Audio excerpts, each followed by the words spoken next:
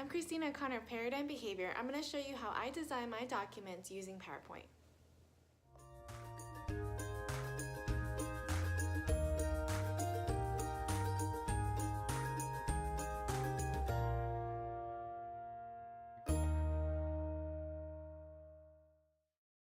Since I started Paradigm Behavior, I knew I would need a powerful tool to design the books and worksheets that I had envisioned for my company. And that is why I decided to invest my time into learning how to use Adobe Illustrator and InDesign. However, those tools are really massive and it takes a lot of time to learn. And it's not really necessary to learn those tools when you're programming day to day with clients. That is why I'm going to use a tool that most of you already have on your desktop, and that's Microsoft PowerPoint. So we are in PowerPoint, and before we even start, let's create a new presentation. The default is the presentation slides that we typically see. So if you go to File, Page Setup, there's actually an option for letter paper, and we want the width to be 8.5. I think they're doing some margins here. That's why it's a bit smaller, but I'm going to do portrait setting. And here we go. So we'll start here when we're creating our BIPs. So when you're thinking about design, I got a lot of inspiration from Pinterest.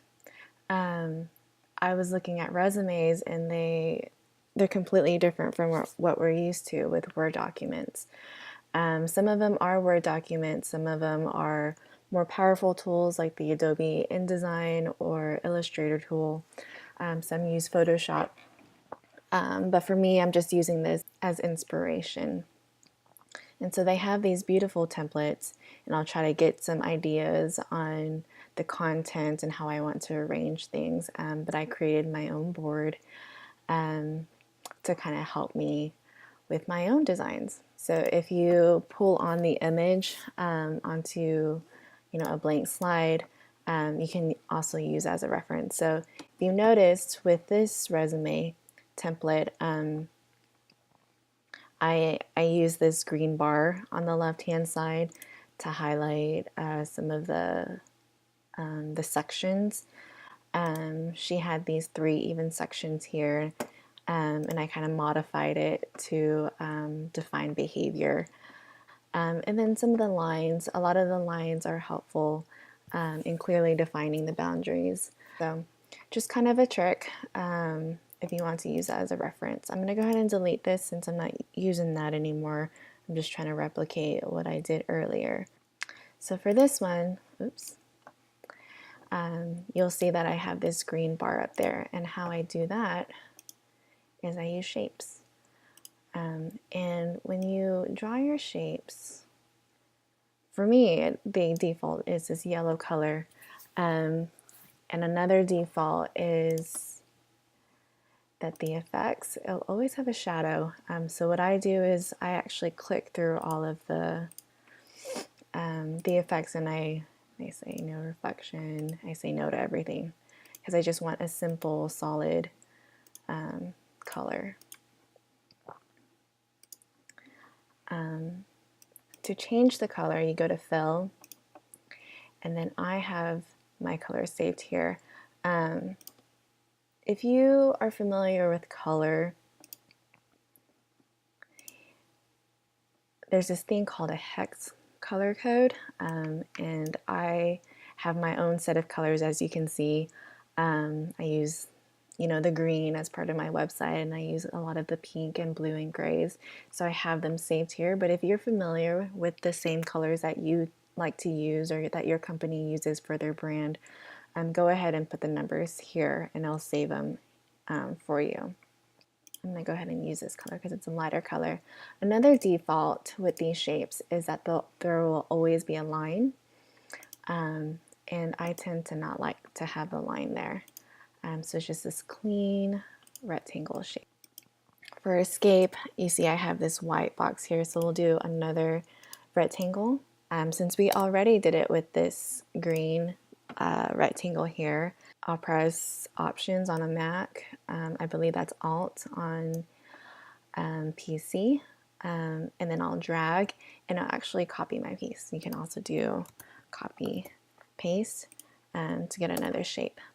But it's just a shortcut, a keyboard shortcut. So if I fill this one white, I don't have to mess with turning off the different effects. Another trick would be to align the shape. So you know that you're a tad bit off and you want to be symmetrical. There's this nice little button called Align. It's under Format. So when you click off the shape, it doesn't pop up. But when you're under the Formatting tab, you get this nice button called Align, and you want to align to this line. So that means this whole area right here. Let's say if I had this completely off here, well, let's do it on the green because I want to hear. Whoops, click Format, Align to Center, and it'll be right in the middle. Now, to select, for it to be in the middle vertically, I can align to the selected objects, and then I can click this Align to the Middle, and I'll kind of shift it perfectly in the middle there. So now we have this nice little intro at the top. So next, we'll do more shapes. So I have two, let's see, let me zoom out. I have two rectangle shapes here. I'm just going to use this green again so I don't even have to format anything in that green color. So I'm going to do Option, I'll drag it down.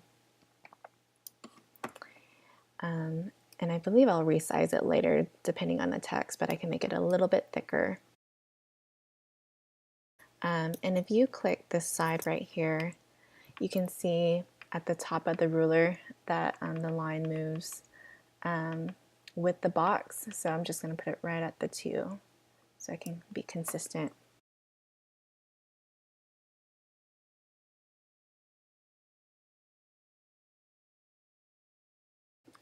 And so now we have kind of our accent colors. The next thing I'll do are the lines. A trick to get perfect shapes and perfect lines and perfect circles is to do Shift, click, and then if I move my mouse up and down, that line is going to continue to stay straight, which is nice. The same goes with squares. If you want a perfect square, if you click Shift, you can get a perfect square with, and if I click off, you'll see that the shape moves to be more of a rectangle. Okay, so with this line, it's yellow, and I don't want yellow, and I don't want the effects either, so I'm going to do no shadow, and now we get this solid line. I'm going to do this gray right here, and then wait. I tend to like really thin lines, so I tend to opt for half a point. So that's what I'll do here. So I have this line here, 1, 2, 3, 4. And notice I didn't have the lines all the way to the edge. I had it to where I have this kind of square or this rectangle border line.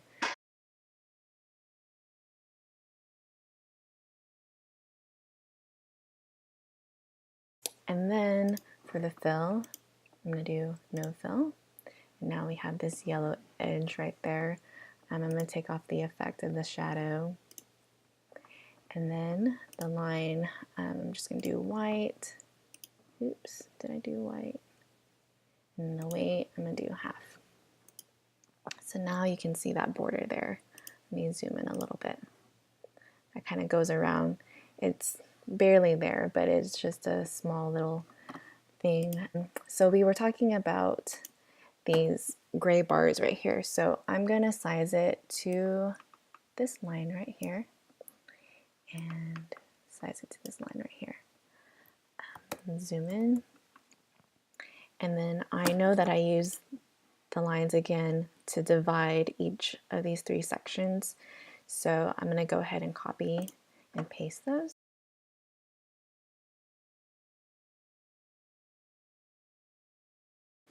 So it's starting to look more like this. And then we're going to do the circles. To get that perfect circle, you're going to click Shift. So I'm going to do Circle, Shift, and then I'm going to drag my circle out. And for these, if you go to Format, there's a size option here, and there it's perfectly at 1 inch.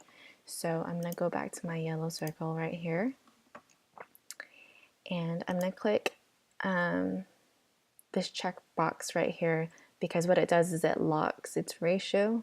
So if I decide to do 1 inch here, it will be proportionate with the width.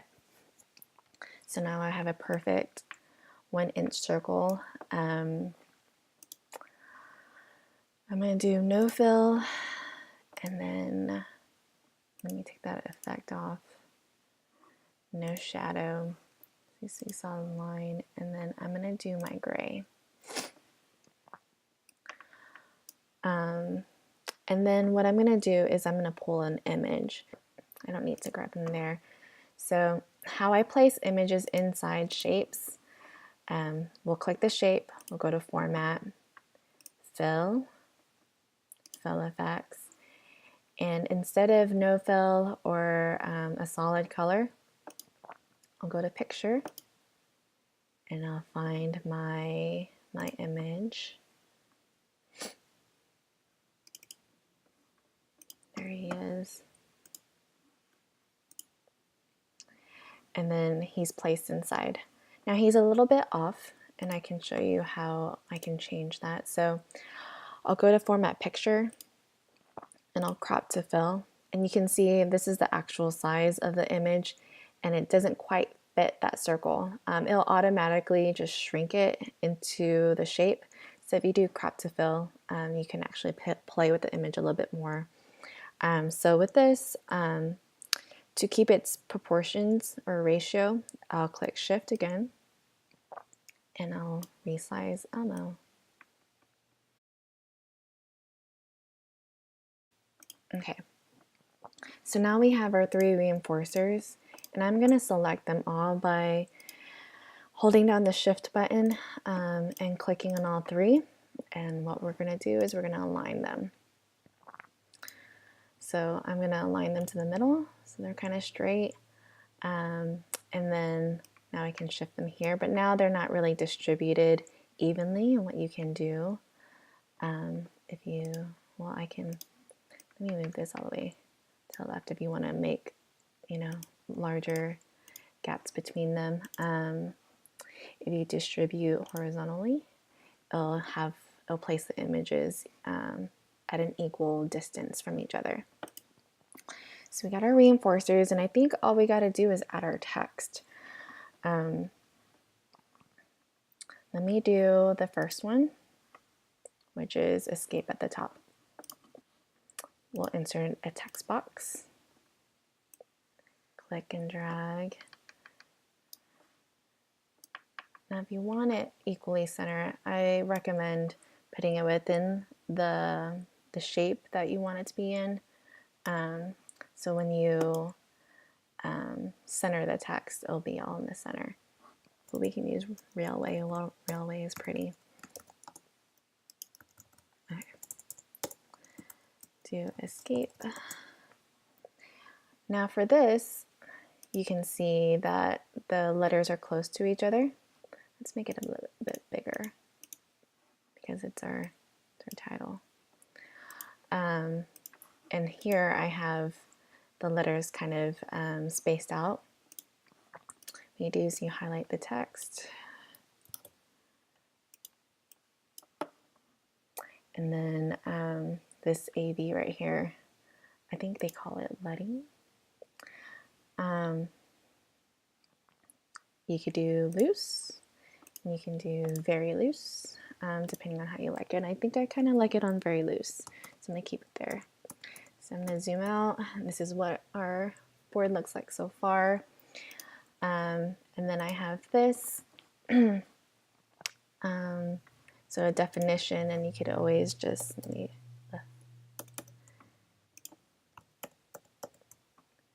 so I can see here that I don't have enough room for a definition or some sort of excerpt. So I'm going to highlight this, all the shapes, and then I'm just going to use my arrow key and move it down.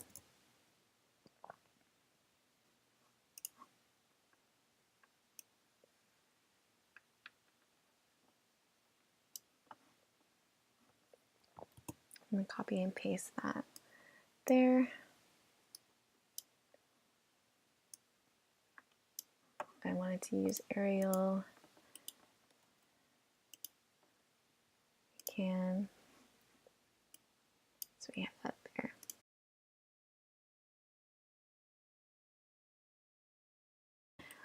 Option, I can move it down. And I'm going to shift it to the right, so it's all kind of moving along this line right here. And then you can use a whole text box to type in the body, or and what you would do is you just change the font. I'm going to go back to Arial.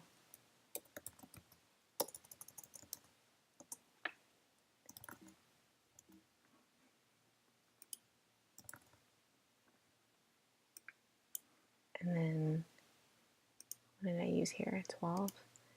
So this would also be 12. Be consistent with the font size too. But what I'm going to do is instead of doing one box, I'm going to do two.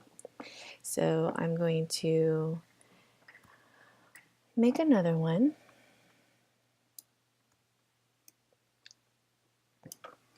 And I'm going to change the font.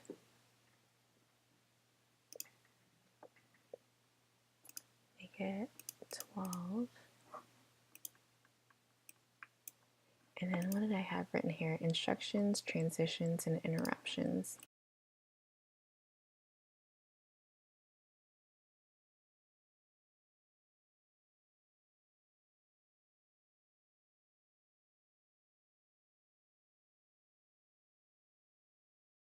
And then the last piece I had here was this extra line right there. Just a little small division. And if you remember, we go to Shape, Shift, so we can get that straight line. Take off the shadow, and my line is actually white. You can make that thicker than the lines that we have at the border. So now it's starting to look more like our BIP.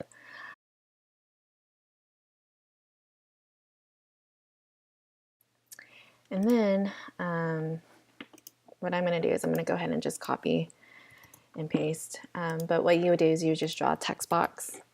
And for me to get these bullets into two columns, you just use the column button. Let me see if I can find it. Oh, it's right here.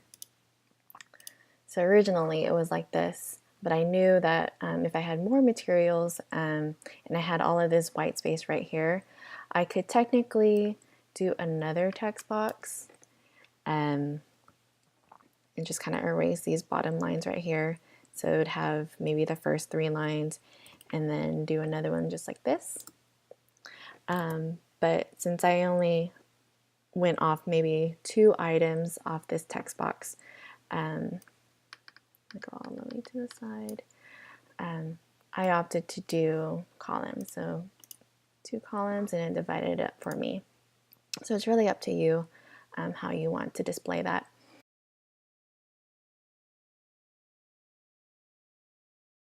So there we go. we were able to build our BIP template from scratch, and it looks pretty nice. And for the next one,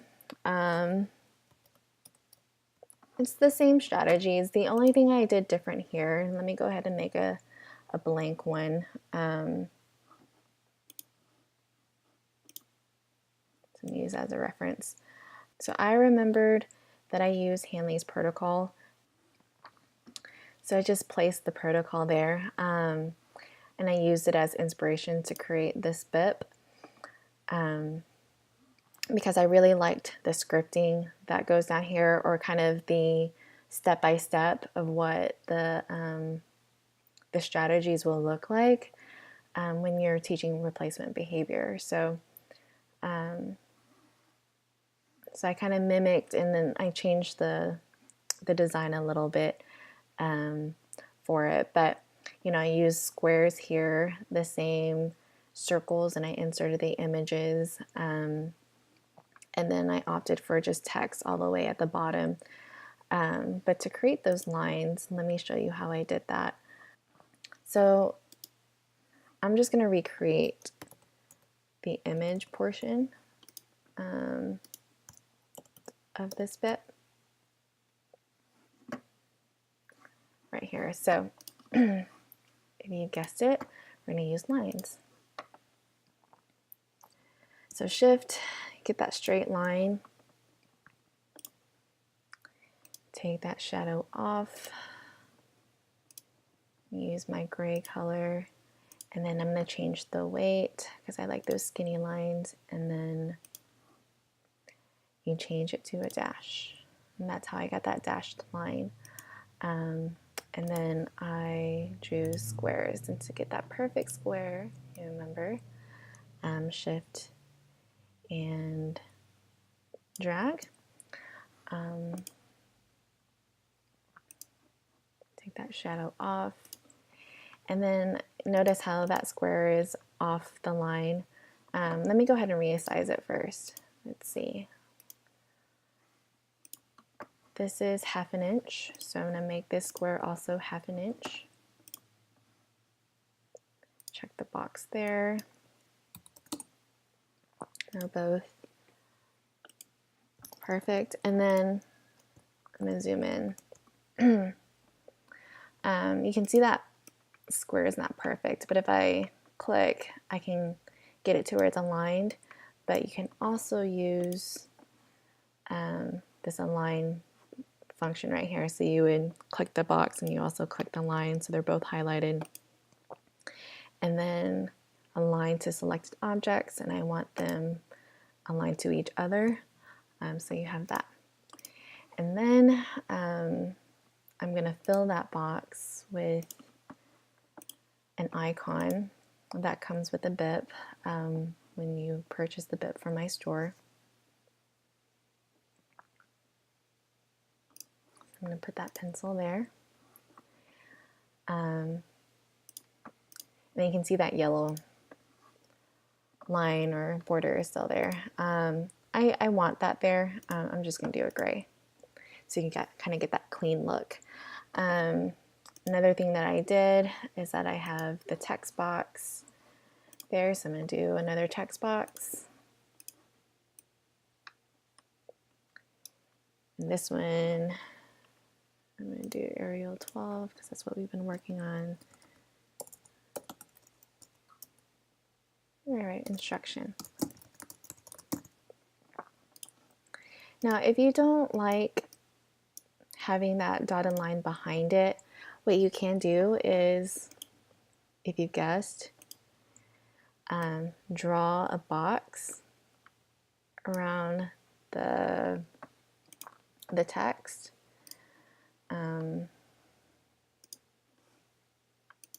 You do a white background, no line, and then there's this nice little tool to reorder your shapes. So if you send back, you actually are able to put it in front of the line, but the line doesn't cut through the word, is what I'm trying to say. So it's kind of nice there. I don't like the black. I'm just going to change the, yep. So it kind of matches the image a little bit, but that's just me. And I didn't do that here. I actually liked having the line behind it. You can see with the accent colors, I made the block behind the title of the section an accent color, so that's kind of what I did here.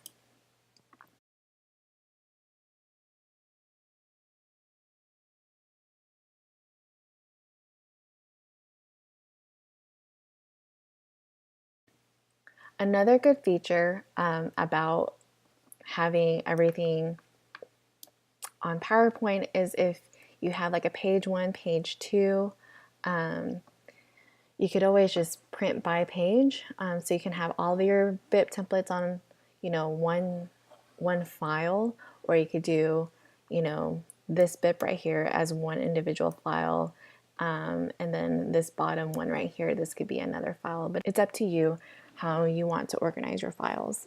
Now that you've got a few options, I'm excited to see what you create. And if you don't have time, don't worry, I'm selling these exact PowerPoint templates on my website.